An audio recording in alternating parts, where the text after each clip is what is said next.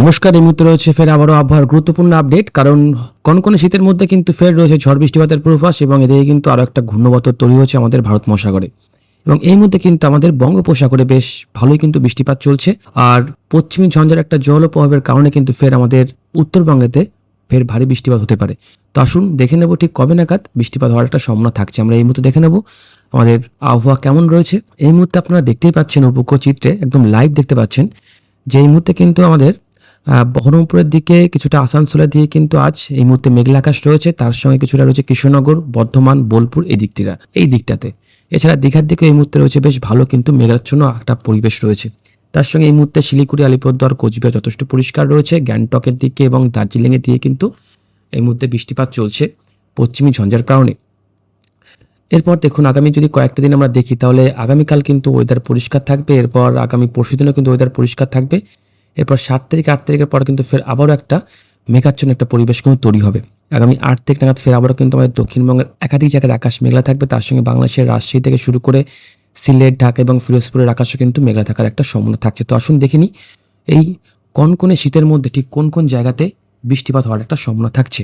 আজ কিন্তু এই মুহূর্তে বৃষ্টিপাত চলছে দার্জিলিং, গ্যাংটকের দিকে এবং কিছুটা কিন্তু আসামের দিকে বৃষ্টিপাত চলছে। এরপর আগামীকাল খুব একটা বৃষ্টিপাত নেই। এরপর আগামী 7 তারিখ, আগামী 8 তারিখের দিকে ছিটেফোঁটা পরিমাণে কিন্তু বৃষ্টিপাত হলেও হতে পারে উত্তরবঙ্গের দিকে।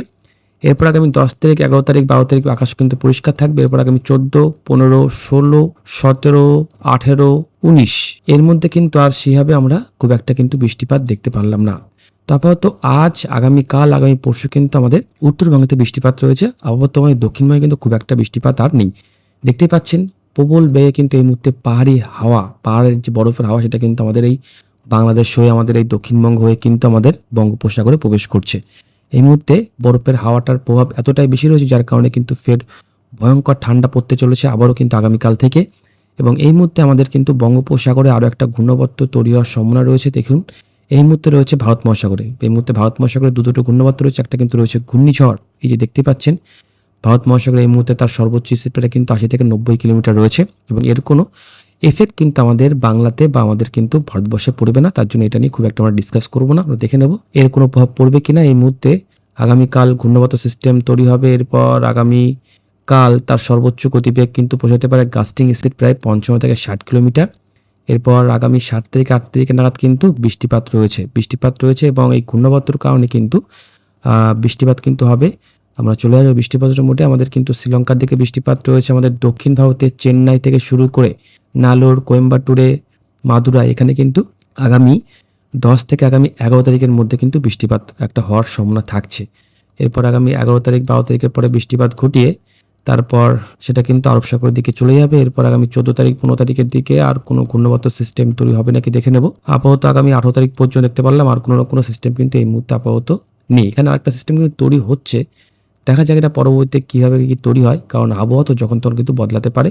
এই মুহূর্তে কিন্তু আগামী 18 তারিখ কী হবে তার আপডেটটা কিন্তু এই মুহূর্তে বলা সম্ভব নয়।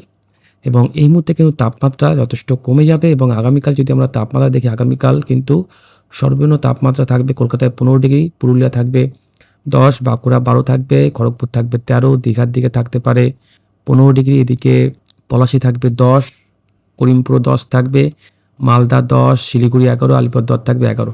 এবং এদিকে বাংলাদেশের তাপমাত্রা কিন্তু 10, 11, 12-র মধ্যে ঘোরাফেরা করবে। শুধুমাত্র ঢাকার দিকে একটু তাপমাত্রা কিন্তু বেশি থাকবে, 14 ডিগ্রি কিন্তু তাপমাত্রা ঘোরাফেরা করবে। এবং এদিকে আসামের দিকেও কিন্তু 13-14-র মধ্যে তাপমাত্রা ঘোরাফেরা করবে। এবং এদিকে কিন্তু ত্রিপুরার দিকেও 10-12-র মধ্যে কিন্তু তাপমাত্রা ঘোরাফেরা করবে। এবং আগামীকাল যদি আমরা সর্বোচ্চ তাপমাত্রা দেখি তাহলে কলকাতা থাকবে 23 ডিগ্রি, কোলাঘাট থাকবে 23, বাঁকুড়া থাকবে 22, পুরুলিয়া 21 থাকবে, বর্ধমান 22, বহরমপুর থাকবে 21, তার পাশাপাশি এদিকে শিলিগুড়ি থাকবে 21, আলিপুরদুয়ার থাকবে 21-এর মধ্যে।